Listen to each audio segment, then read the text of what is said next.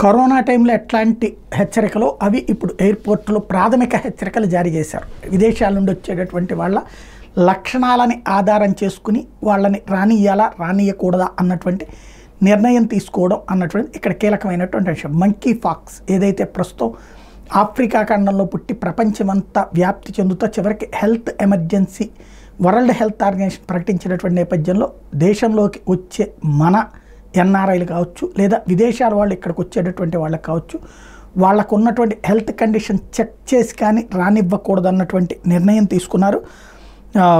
ఏదైతే federation of association of medical consultants of India, federation of resident doctors అసోసియేషన్లు కి సంబంధించి ఓ పక్కన కథ నడుస్తుంది.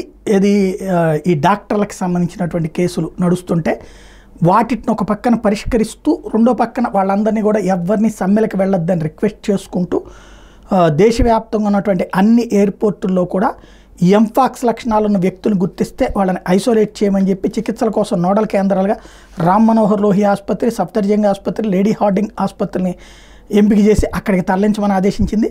ఈ సౌకర్యాల కోసం మీ పరిధిలోని ఆసుపత్రిని ఎంపిక చేయమని అన్ని రాష్ట్ర ప్రభుత్వాలు ఆదేశించింది. ఎంఫాక్స్ విషయంలో ప్రిపేర్డ్గా ఉండాలి. కేసుల గుర్తింపు నిఘా పర్యవేక్షణ చర్యల కోసం ప్రధానమంత్రికి ప్రధాన కార్యదర్శి పీకే మిశ్రా ఆధ్వర్యంలో ఒక కమిటీ ఏర్పాటు చేసుకున్నారు.